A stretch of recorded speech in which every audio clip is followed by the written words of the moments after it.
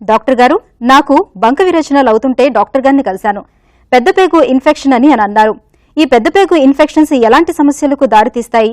నేను ఎలాంటి జాగ్రత్తలు తీసుకోవాలి? చికిత్స ఎలా ఉంటుందో తెలియజేయండి అని అడుగుతున్నారు. ఈ ప్రశ్నకు గ్యాస్ట్రో ఎంట్రాలజిస్ట్ డాక్టర్ రామాంజనేయులు గారు సమాధానం అందిస్తారు. ఇది చాలా common problem actually. But affiliate చాలా వరకు ఈ రక్తం విరేచనాలు లేదా ఈ జిగురు రక్తం చీము బంక నెత్తురు విరేచనాలనే ఇన్సిడెన్స్ లేదా ప్రివిలెన్స్ చాలా వరకు తక్కువ అవుతుంటుంది. పర్టికులర్గా ఇప్పుడు లివింగ్ స్టాండర్డ్స్ పెరుగుతూ ఉన్నాయి. ఈ ఇన్ఫెక్షన్స్ అనేది చాలా వరకు తగ్గుతూ ఉన్నాయి. Everyone is now aware about what sort of A food, how the food is hygienic, అంటే ఫుడ్ ఎంత హైజీనిక్గా ఉంది, మనం తాగే నీరు హైజీనిక్గా ఉందా లేదా, ఏమైనా కంటామినేషన్ ఉందా, ఆర్ ఈవెన్ నవ్ డేస్ ఎక్కడ పోయినా ఏ చిన్న గ్రామానికి పోయినా కూడా ఈ ప్రొటెక్టెడ్ వాటర్ సప్లై అనేది ఉంది. దీనివల్ల ఈ పెద్ద పేగులో వచ్చే ఇన్ఫెక్షన్స్ అంటే రక్తం బంక విరేచనాలు కలిగజేసే ఇన్ఫెక్షన్స్ చాలా వరకు తగ్గిపోయాయి. అట్లానే పూర్తిగా లేవని అనలేము. ఇప్పటికీ చూస్తూ ఉంటాము సీవియర్ ఈ డిసెంట్రీ, బంక మెడికల్ వాళ్ళు డిసెంట్రీ అంటాం. ఇది బ్యాక్టీరియా వల్ల వచ్చినదైతే బ్యాసిలరీ డిసెంట్రీ, లేదా చాలా వరకు ఈ అమీబియాసిస్ వల్లనే చాలా వరకు రక్తం జిగురు విరేచనాలు వస్తూ ఉంటాయి. అంటే మేజర్గా టూ రీజన్స్, అమీబియాసిస్ లేదా బ్యాక్టీరియా వల్ల. చాలా వరకు ఇది మోస్ట్లీ చాలా వరకు మోస్ట్ ఆఫెన్ ఇది ఫుడ్ హైజీన్ లేదా వాటర్ పొటబుల్ అంటే లైక్ వాటర్ కంటామినేషన్ వల్లనే మనకి ఇన్ఫెక్షన్స్ సంక్రమిస్తూ ఉంటాయి.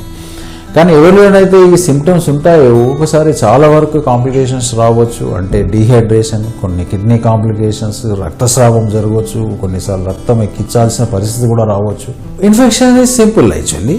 It is a supportive care with అంటే మనం వాటర్ లవణాలు లాస్ ఎక్కువ ఉంటుంది కాబట్టి ఓరల్ ఫ్లూయిడ్స్ బెటర్.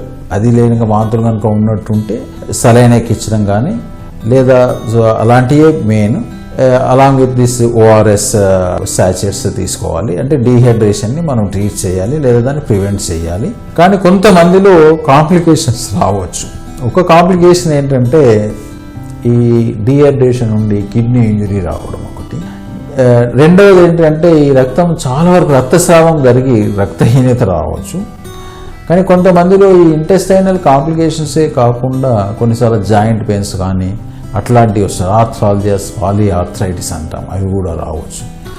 సో డెఫినెట్గా కొంతమందిలో ఏదైతే కాంప్లికేషన్స్ ఉంటాయో అవి తీవ్రంగా ఉండి ఒక్కొక్కసారి ఈవెన్ లైఫ్ కూడా రిస్క్ ఉండొచ్చు. బట్ చాలా వరకు మోర్ దాన్ 99.99% మనకు రిజల్ట్స్ బాగానే ఉంటాయి. సింపుల్ ప్రికాషన్స్ అంటే simple treatment, that is dehydration correct చేయడం, యాంటీబయాటిక్స్ లేదా ఈ అమీబియాసిస్ సంబంధించిన ట్రీట్మెంట్ వాడడం వల్ల. కానీ ట్రీట్ చేయడం ఇంపార్టెంట్ కాదు ఇక్కడ. ట్రీట్మెంట్ కంటే ప్రివెన్షనే ఇంపార్టెంట్. మనం అప్పుడే డిస్కస్ చేసాము. చాలా వరకు మనం అంటే లైఫ్ మన స్టాండర్డ్స్ ఆఫ్ లివింగ్ చాలా వరకు పెరిగినాయి. ప్రతి ఒక్కరికి అవగాహన ఉంది పరిశుభ్రత అంటే ఏంటి అనేది. చాలామంది ఈవెన్ భోజనం చేసే ముందు కానీ తాగే ముందు కానీ డెఫినెట్గా చేతులు కడుక్కొని డెఫినెట్గా అది ఒక హ్యాబిట్ లాగా చాలా ఇంతకుముందు కొంతమంది పర్టికులర్ పిల్లల్లో అట్లాంటివి ఉండకపోవచ్చు. బట్ చాలామంది ఇప్పుడు అవగాహన ఉంది. వాళ్ళు ఏది తిన్నప్పటికీ చేతులు తిన్నప్పుడు డెఫినెట్గా చేతులు సరిగ్గా కడుక్కుంటారు. బట్ ఇదే కాకుండా మనం ఎక్కడ తింటున్నాం అనేది, ఆ ఫుడ్ ఎక్కడిది అనేది ఇంపార్టెంట్. స్టిల్ చాలా వరకు ఈ రోడ్ సైడ్ వెండర్స్ ఉంటారు. అక్కడ ఫుడ్ తినడం వల్ల కానీ లేదా వాటర్ తాగడం వల్ల కానీ ఈ ఇన్ఫెక్షన్ సంక్రమించే అవకాశాలు ఎక్కువ ఉంటాయి. చాలా వరకు ఈ రోడ్ సైడ్ వెండర్స్ పర్టికులర్గా ఏదైతే అన్హైజీనిక్ ఉంటాయో, పర్టికులర్గా వాళ్ళు యూజ్ చేసే వాటర్ కానివ్వండి, యూటెన్సిల్స్ కానివ్వండి, గ్లాసెస్ కానివ్వండి సరిగ్గా కడగకపోవచ్చు. సో అలాంటి ఈ పాయింట్స్ ఏదైతే particular road side vending points ఏదైతే ఉంటాయో అక్కడ భోజనం కానీ వాటర్ కానీ తీసుకున్నప్పుడు లేదా వాట్ ఎవర్ ఇట్ ఈస్ అన్హైజీనిక్గా ఉన్నది మనం తీసుకుంటున్నప్పుడు ఇలాంటి ఇన్ఫెక్షన్స్ వచ్చే అవకాశం ఉంటుంది. సో అలాంటి చోట్ల మనం తినకపోవడమే బెస్ట్.